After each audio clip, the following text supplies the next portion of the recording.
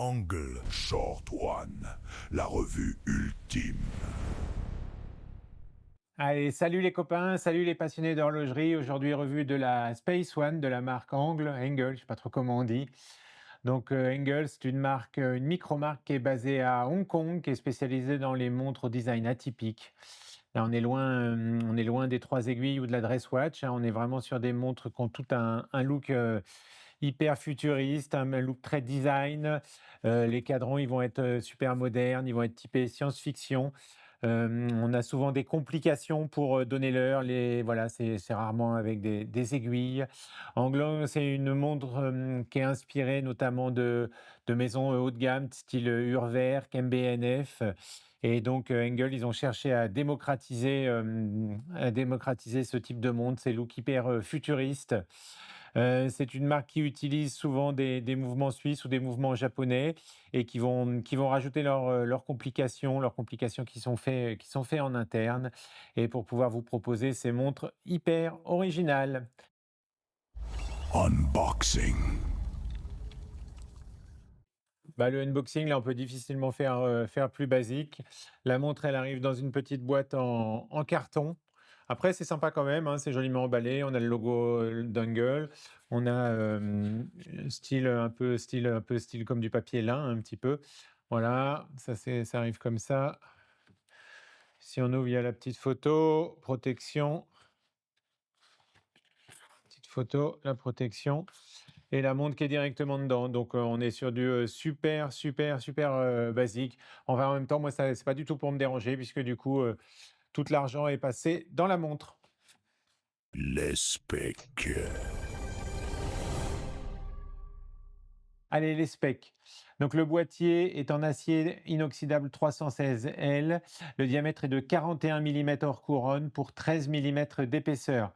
Le verre est en saphir avec un traitement anti-reflet. Le fond de boîte est lui aussi en saphir et laisse apparaître le mouvement. La couronne est logotée. Cette montre est étanche à 5 atmosphères. Le mouvement est de type Miyota 82015. C'est un mouvement automatique avec une complication maison. Le module d'heure sautante.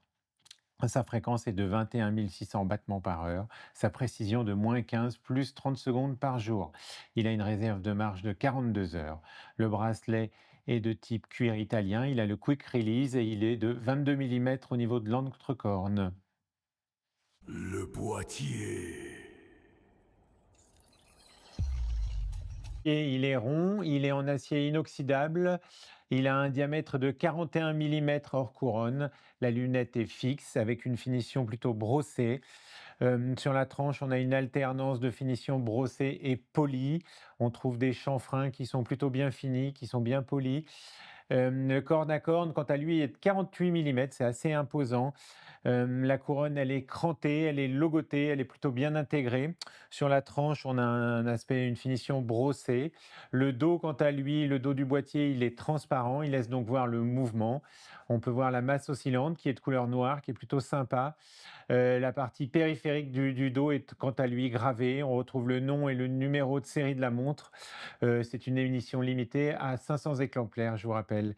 Les cornes, elles sont quant à elles plutôt assez anguleuses, elles sont assez imposantes, un peu mastoc. C'est pas ce qui me plaît le plus dans la montre. Ça lui donne un peu un aspect un petit peu vraiment épais.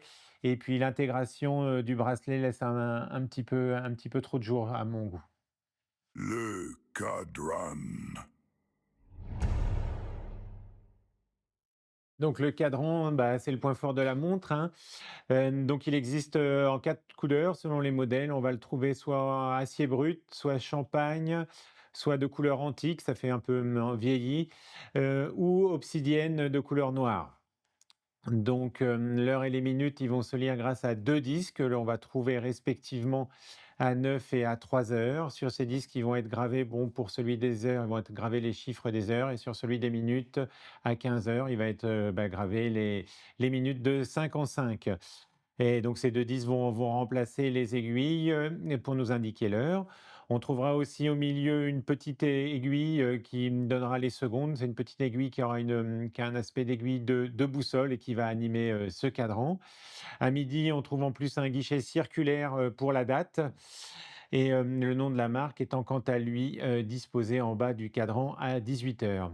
Donc cadran, bon, bah, hyper original et très minimaliste, et vraiment, atypique et c'est là vraiment toute la plus-value, de la montre se trouve dans ce cadran.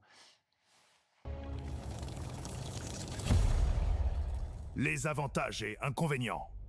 Dans les points forts, donc le un, c'est le tarif, hein. Pour moins de 400 €, on a une montre, qui est hyper originale, qui nous permet d'aller sur une complication, vraiment hyper, futuriste, donc avec une heure sautante à 9 heures et un disque des minutes à 15 heures.